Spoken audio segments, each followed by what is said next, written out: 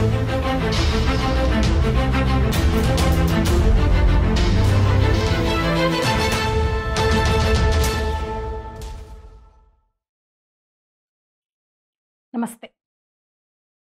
పాకిస్తాన్ ముక్కలవుతోందా? ఎన్ని ముక్కలు కాబోతోంది? 3 ముక్కలా? 4 ముక్కలా? అయితే పాకిస్తాన్ ముక్కలవ్వడం మాత్రం ఖాయం. నిజంగా అక్కడి పరిణామాలు, పరిస్థితులు చూస్తుంటే అదే అనిపిస్తుంది. అసలేం జరుగుతుంది పాకిస్తాన్‌లో? ప్రస్తుతం అక్కడ పరిస్థితి ఎట్లా ఉంది? దీనికి సంబంధించి మనం ఈ వీడియోలో మాట్లాడుకుందాం.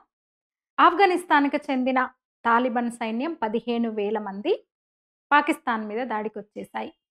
ఇది మనం 2, 3 రోజులుగా చూస్తున్నాం. అంతకు 2 రోజుల ముందు అంటే మొన్న మంగళవారం పాకిస్తాన్ ఆఫ్ఘనిస్తాన్‌పై ఎయిర్ స్ట్రైక్స్ చేసింది. దీంతో 46 మంది చనిపోయారు. దీంతో ఆగ్రహంతో ఊగిపోయిన తాలిబాన్లు పాకిస్తాన్ ఇప్పుడు తాలిబాన్ల ఏలికలో పాలనలో ఉంది. పాకిస్తాన్ మీద వార్‌ని డిక్లేర్ చేసేసింది. తన పెద్ద ఎత్తున సైన్యాన్ని పాకిస్తాన్ వైపు పంపించడం ద్వారా. అసలెందుకు పాకిస్తాన్‌కి, ఆఫ్ఘనిస్తాన్‌కి ఏంటి? వైరం ఏంటి? ఎందుకంటే మంచి సత్సంబంధాలుండేవి. ఇద్దరికీ ఆ 2 దేశాల్లో గూడా మంచి బంధము, బంధుత్వము, బాంధవ్యము అన్ని రకాలైన సంబంధ బాంధవ్యాలు చాలా సానుకూలంగా ఉండేవి. అసలిప్పుడు ఆఫ్ఘనిస్తాన్‌ని ఏలుతున్న తాలిబాన్లను పెంచి పోషించింది, తయారు చేసిందే పాకిస్తాన్. మరెందుకు ఆ 2 దేశాలకు ఇప్పుడు వైరం ఏంటి? యుద్ధం స్థితికి అంటే పరస్పరం వాళ్ళు అంటే ఒక వార్ డిక్లేర్ చేసే స్థితిలో పాకిస్తాన్నే పెంచి పోషించిన తాలిబాన్లు ఆ దేశం మీదనే వార్ డిక్లేర్ చేసే స్థితికి ఎందుకెళ్ళిపోయింది?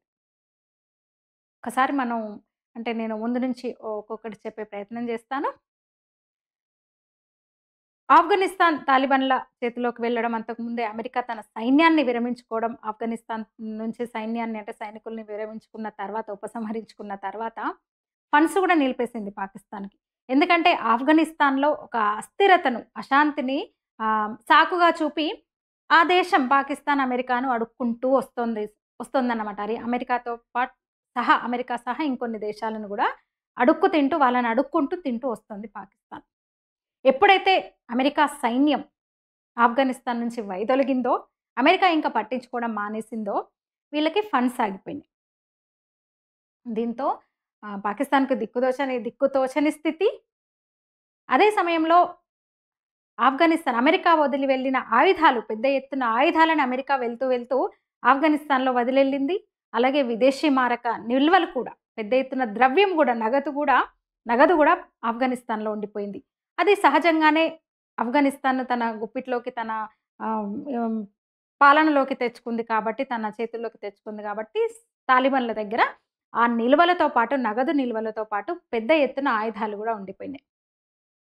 అది గూడా పాకిస్తాన్ అక్కసుకు కారణం. అదే సమయంలో ఇప్పుడు తాలిబాన్లు 2 రకాల గ్రూపులున్నాయి తాలిబాన్స్. పాకిస్తాన్ పెంచి పోషించిన వాళ్ళే తాలిబాన్లు గాని, ఈ అసలు తాలిబాన్లేమో ఇప్పుడు ఆఫ్ఘనిస్తాన్ ఏలుతున్న తాలిబాన్లతో పాటు పాకిస్తాన్‌లో ఒక తాలిబాన్ గ్రూప్ ఉంటుంది. తెహ్రీక్ ఈ తాలిబాన్స్. వీళ్ళందరూ గూడా అటు పాకిస్తాన్ ఆర్మీ, ఆ తాలిబాన్లు, ఈ తాలిబాన్లు మొన్నటి వరకు కలిసి పనిజేసిన వాళ్ళు. ఆఫ్ఘన్ పూర్తిగా ఆ తాలిబాన్ల చేతిలోకెళ్ళింది. ఈ తాలిబాన్లకు ఇక్కడున్న సైన్యానికంటే పాకిస్తాన్ ప్రభుత్వంతో పొసగడం లేదు. అందుకు చాలా కారణాలున్నాయి. ముఖ్యమైన కారణం ఏంటంటే, మాజీ ప్రధాని ఇమ్రాన్ ఖాన్‌ని ఇప్పుడు అరెస్ట్ చేశారు. ఖాన్ కారాగారంలో ఉన్నాడు. ఇమ్రాన్‌ని విడుదల చేయాలంటూ ఈ తెహ్రీకే తాలిబాన్స్ కొంతకాలంగా డిమాండ్ చేస్తున్నారు. సైన్యంతో యుద్ధానికి దిగుతున్నారు. సైనికులను చంపేస్తున్నారు. చంపిన వాళ్ళు చంపక ఈ దేశం నుంచి పోయి అక్కడ తలదాచుకుంటున్నారు. పాకిస్తాన్‌లో ఉన్న సైన్యాన్ని చంపేసి ఆఫ్ఘనిస్తాన్‌కి వెళ్లి అక్కడున్న స్థావరాల్లో ఈ తెహ్రీకే తాలిబాన్లు తలదాచుకుంటున్నారు. దీంతో అది గూడా ఆఫ్ఘనిస్తాన్‌పై పాకిస్తాన్ ఆగ్రహానికి, అక్కసుకు అది గూడా ఒక కారణం. అక్కడ పరిస్థితులు మారడం వల్ల వచ్చే మేత ఆగిపోయింది అమెరికా నుంచి. ఇటు వీళ్ళు తిరుగుబాటు చేస్తున్నారు. దీంతో ఈ సాకుతో ఇక్కడున్న సైన్యాన్ని చంపిన తాలిబాన్లు అక్కడ ఆశ్రయం పొందుతున్నారు గాబట్టి, మా తిరుగుబాటుదారుల మీదనే మేము ఈ ఎయిర్ స్ట్రైక్ జేశాము. మా లక్ష్యం ఇక్కడి తిరుగుబాటుదారులు మీ భూభాగంలో ఉన్నారు కాబట్టి అని పాకిస్తాన్ జెప్పింది. నిన్న మొన్న జెప్పింది. కానీ మా దేశ పౌరులు చనిపోయారు. సామాన్య ఆఫ్ఘన్లు చనిపోయారు. ఆ ఎయిర్ స్ట్రైక్‌లో 46 మంది చనిపోయారు. అందులో మహిళలు, పిల్లలు సహా చాలామంది అత్యధికులు ఆఫ్ఘన్ సివిలియన్స్. దీంతో అక్కడి ఆఫ్ఘన్ తాలిబాన్‌లకు గూడా మండింది. దీంతో ఇక తగ్గేదేలే అంటూ 15,000 మంది సైన్యాన్ని ఇటు పాకిస్తాన్ వైపు దూసుకొచ్చేశారు. ఇప్పుడు పాకిస్తాన్ పరిస్థితి ఎంత దయనీయంగా ఉందంటే నిన్న మొన్నటి వరకు మనం బంగ్లాదేశ్ గురించి మాట్లాడుకున్నాం. ఓవైపు నుంచి ఆరా ఖాన్ ఆర్మీ రావడం చైనా మద్దతుతో. ఓవైపు నుంచి అంతర్గత ఆహ్, ఈ కొట్లాటలు, నిరుద్యోగము, పేదరికము ఇవన్నీ. ఇటు భారత్‌తో కూడా శత్రుత్వం, హిందువుల మీద దాడులు, హిందూ ఆలయాల మీద దాడుల ద్వారా అటు అమెరికా సహకరించని పరిస్థితి. ఇన్నిట్లో బంగ్లాదేశ్ పరిస్థితి మనం అనుకున్నాం ఒకప్పుడు టెక్స్‌టైల్ ఇండస్ట్రీకి పేరెన్నికగన్న, వస్త్ర పరిశ్రమకు పేరెన్నికగన్న బంగ్లాదేశ్ ఈ ఒక చీలికలు పేలికలు అయిపోయింది, చీకిపోయిందని అనుకున్నాం గదా! అంతకన్నా దయనీయమైన దుర్భర స్థితిలో ఇప్పుడు పాకిస్తాన్ ఉంది. ఓవైపు చైనా సహకరించే పరిస్థితి లేదు. ఓవైపు అమెరికా అసలే పట్టించుకోవట్లేదు. మేతను నిలిపేసింది. ఇంక భారత్‌తో సంబంధాలేంటో అందరికీ తెలుసు. ఓవైపు ఇరాన్ గూడా యుద్ధానికొస్తోంది. త్వరలో యుద్ధాన్ని డిక్లేర్ చేసే అవకాశం ఉంది. ప్రమాదం ఉంది ఇరాన్ కూడా. ఇరాన్ నుంచి కూడా ప్రమాదం పొంచి ఉంది పాకిస్తాన్‌కి. వీటన్నిటికి తోడు అంతర్గతంగా చాలా సవాళ్ళు, సమస్యలు. ఎక్కడికక్కడ మమ్మల్ని స్వతంత్రంగా ప్రకటించండి. మేము పాకిస్తాన్‌లో ఉండమని ఎక్కడికక్కడ డిమాండ్‌లు వెల్లువెత్తుతున్నాయి. వీటన్నిటి గురించి కూడా ఇరాన్ ఇష్యూ ఇవన్నీ కూడా నేను ఒక్కొక్కటిగా చెప్పే ప్రయత్నం చేస్తాను. ముందుగా చైనా. ఒకప్పుడు రాసుకు పూసుకు తిరిగిన, అన్ని విధాలా వెన్నంటి ఉన్న చైనాకి, పాకిస్తాన్‌కి ఇప్పుడు అస్సలు పడడం లేదు. మనం వరుస పరిణామాలు మొన్న మనం గనక గమనిస్తే పూర్తిగా భారత్, చైనా మధ్య సానుకూల సంబంధాలు ఏర్పడ్డాయి. అజిత్ దోవల్ అక్కడ చైనాతో సంప్రదింపుల తర్వాత ఎన్ని మార్పులో మనం చూసాం. ఎప్పుడైతే బంగ్లాదేశ్‌లో సంక్షోభం ఇంకా మొదలవుతుందో అప్పుడప్పుడే ఇంకా అంకురార్పణ జరుగుతుంది. అక్కడ ఆందోళనలకు ఇంకా బీజం పడింది. ఏదో జరుగుతోంది అన్న పరిస్థితుల్లోనే అజిత్ దోవల్ ఈ ముందు పడ్డం ఇవన్నీ దీంతో చాలా మార్పులు మనం గమనించాం. సరిహద్దుల నుంచి సైన్యాన్ని వెనక్కి తీసుకుంది. సరిహద్దు సమస్యలన్నీ కూడా ఒక్కొక్కటి సాల్వ్ చేసుకుంటూ వచ్చినాయి భారత్, అలాగే చైనా. మన మానస్ సరోవర్‌కి, కైలాస మానస్ సరోవరానికి దారిచ్చింది చైనా. ఇస్తున్నట్టు ప్రకటించింది. దాంతో పాటు అంటే భారత్‌కి ప్రత్యక్ష ఇది కాకపోయినా పరోక్షంగా ఒక ఇదనే చెప్పొచ్చు. బంగ్లాదేశ్, మియన్మార్‌లోని ఆరాఖాన్ ఆర్మీని ప్రోత్సహించి వాళ్లకు ఆయుధాలు సమకూర్చడం ద్వారా మేము వెన్నంటి ఉన్నామంటూ బంగ్లాదేశ్ మీదకి ఉసిగొల్పింది ఒక రకంగా. అంటే ఇన్ని మార్పులు భారత్, చైనాకు సంబంధించి ఒక చర్చల్లో పురోగతి, ఒక సానుకూల వాతావరణం మనకు కనిపిస్తుంది. ఈ పరిస్థితుల్లో చైనా సహకారం పాకిస్తాన్‌కు ఏమాత్రం ఉండబోదనేది స్పష్టం.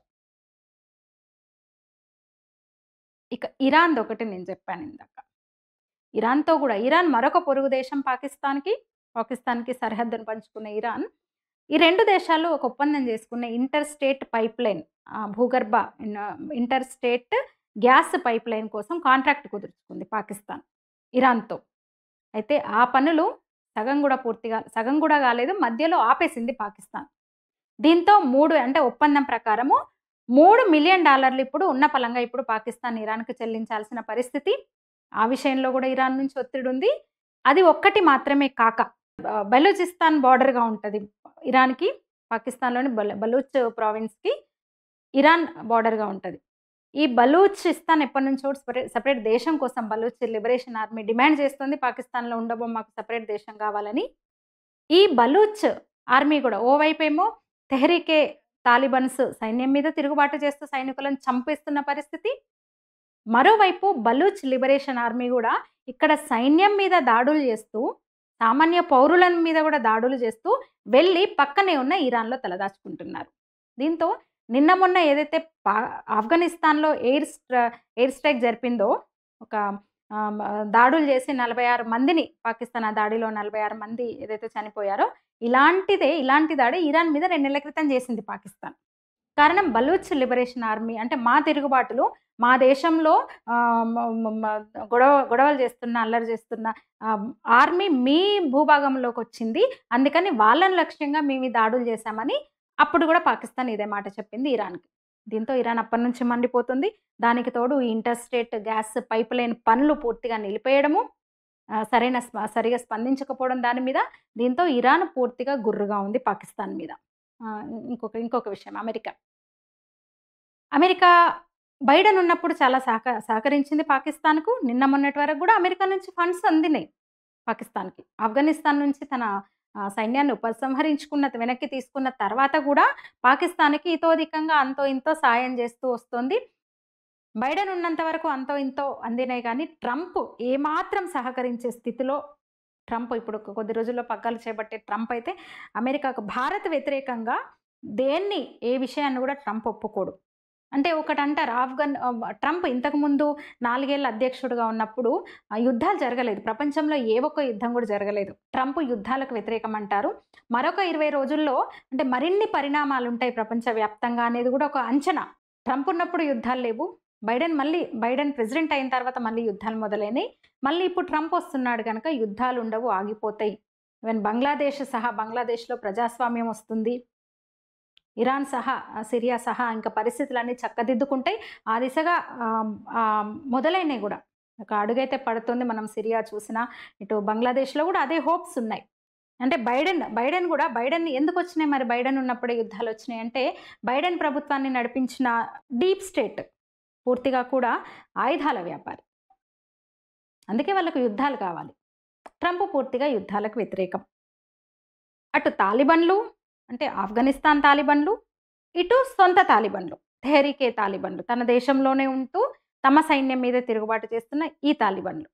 వీళ్లకు తోడు సైన్యం కూడా ప్రభుత్వానికి సహకరించని పరిస్థితి పాకిస్తాన్‌లో విచిత్రంగా. సరే, ఆఫ్ఘనిస్తానే తనంతట తానుగా వార్ డిక్లేర్ చేసింది. నేనేం తక్కువ, చలో ఫైట్ చేద్దాము, చూసుకుందాం అనే పరిస్థితిలో ఇప్పుడు పాకిస్తాన్ లేదు.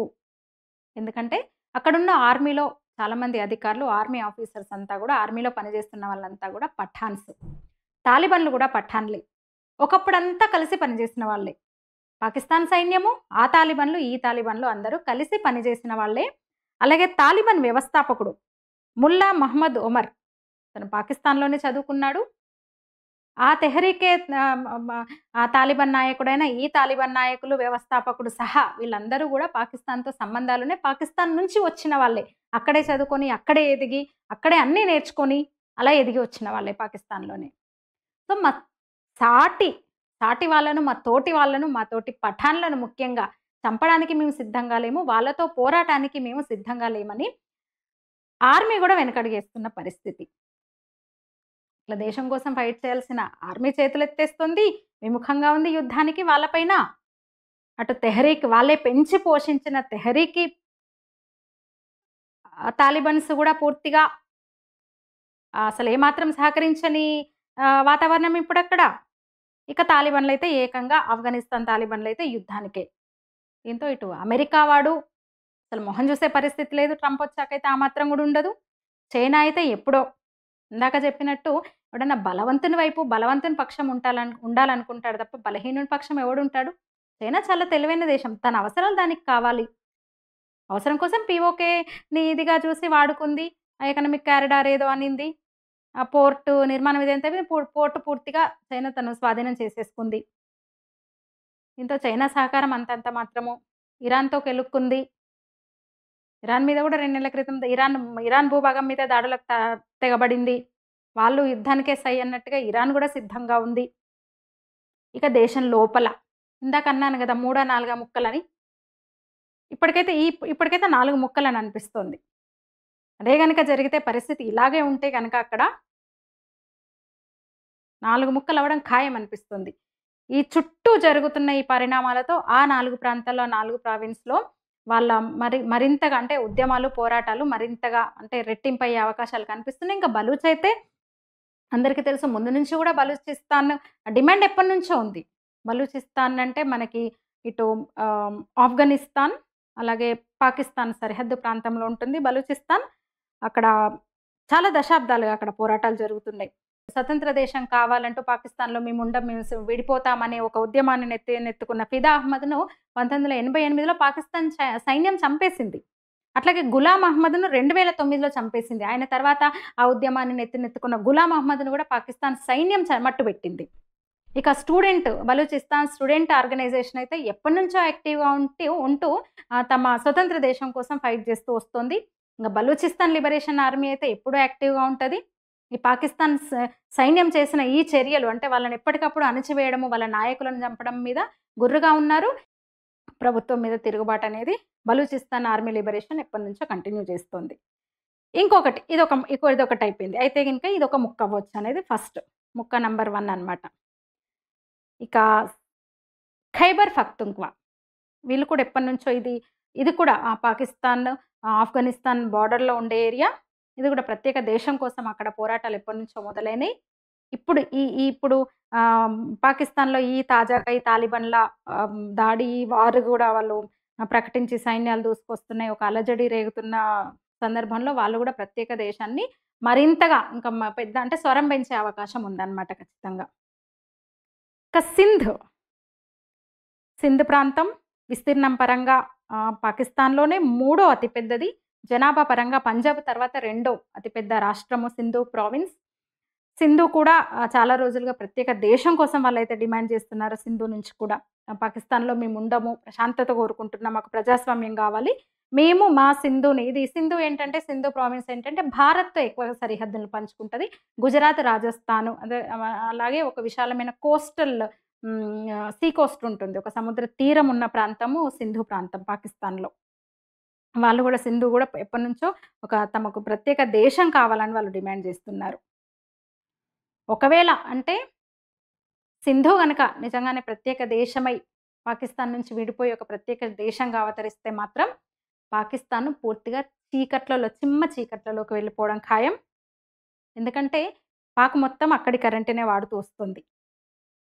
వాళ్ళెప్పటినుంచో అంటే ఒక ప్రశాంతతను కోరుకుంటున్నాం, ప్రజాస్వామ్యాన్ని కోరుకుంటున్నాము. పాకిస్తాన్‌లో మేము ఉండము అని డిమాండ్ చేస్తున్నారు. బలూచిస్తాన్ అంత పాత ఉద్యమం, పోరాటాలు అక్కడ లేకపోయినా సింధు ప్రజలు గూడా అక్కడున్న సింధు ప్రావిన్స్ గూడా వాళ్ళు కోరుకుంటున్నారు. ఇలా బలూచిస్తాన్, ఖైబర్ పఖ్తుంఖ్వా అలాగే పీఓకేలో ఉన్న వాళ్ళందరూ గూడా పాకిస్తాన్‌తో మాకు సంబంధం లేదు.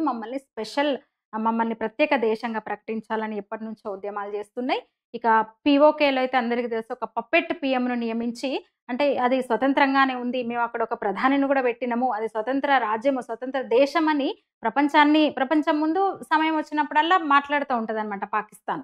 కానీ అక్కడ పెత్తనం చేసేది పాకిస్తానే. ఒక కీలు బొమ్మను అక్కడ నియమించి ప్రధానిగా నియమించి పాకిస్తాన్ మొత్తం అక్కడ రాజ్యమేలుతోంది. ఇక పీఓకేను అంటే భారత్ మీద కక్ష సాధింపుకు కోసము పీఓకేని ఎట్లయితే చైనా వాడుకుంది. ఇప్పుడు ఆ పరిస్థితి అయితే లేదు.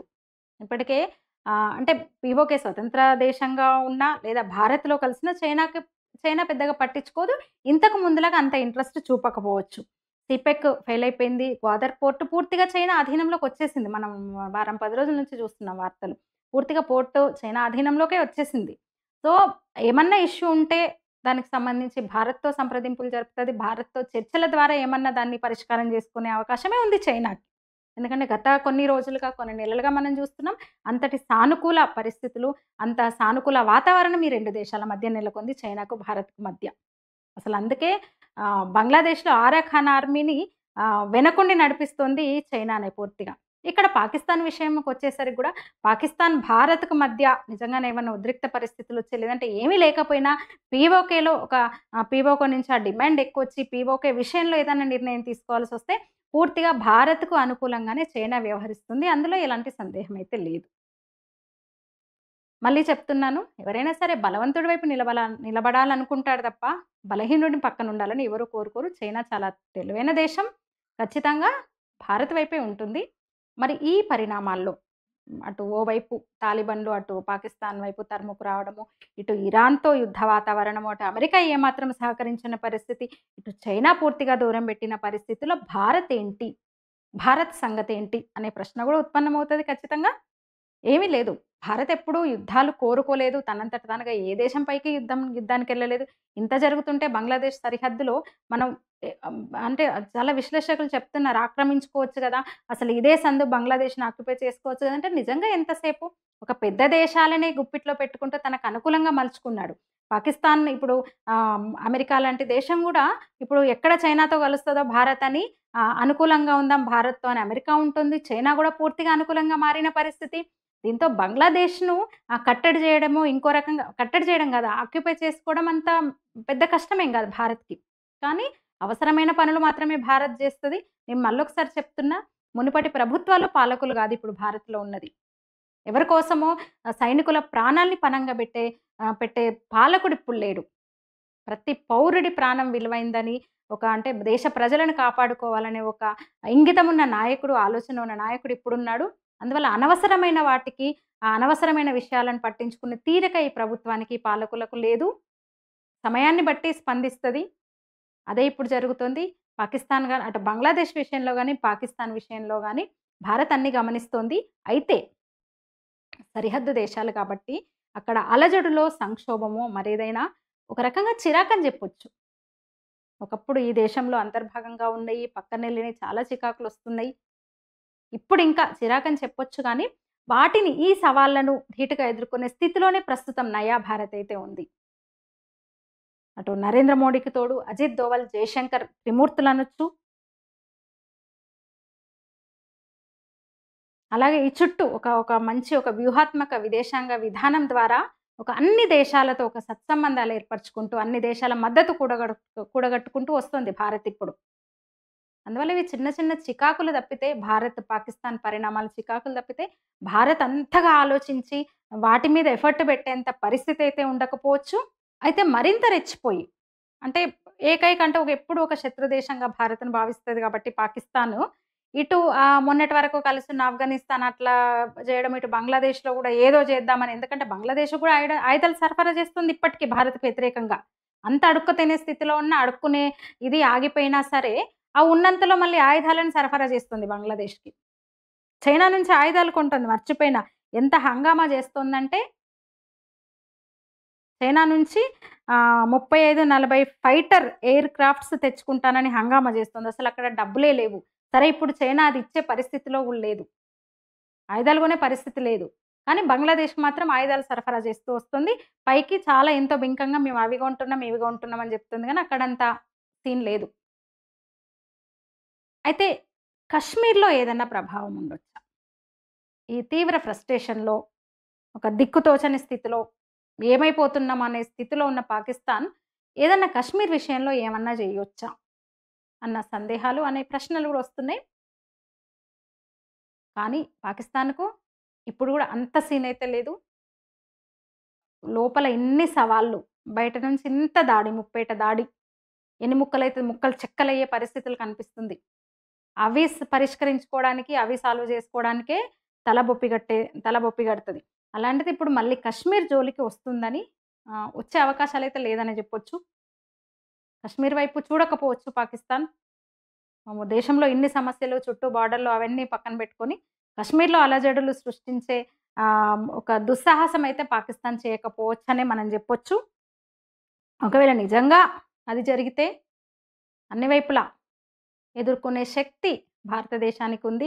అటు విదేశాంగ వ్యవహారాల్ని చక్కదిద్దుకుంటూ, అటు జయశంకర్, ఇటు దోవల్, మోడీకి అండగా ఈ త్రిమూర్తులు మన భారత్‌కి, మన దేశానికి రక్షణగా ఉంటారనైతే చెప్పొచ్చు. నా వీడియోస్ కనుక నచ్చితే లైక్ చేయండి, షేర్ చేయండి. నా ఛానల్‌ని సబ్స్క్రైబ్ చేయడం మర్చిపోవద్దు. మీ అభిప్రాయాల్ని, మీ సలహాల్ని నాకు కామెంట్స్ ద్వారా తెలియచేయండి. Thank you.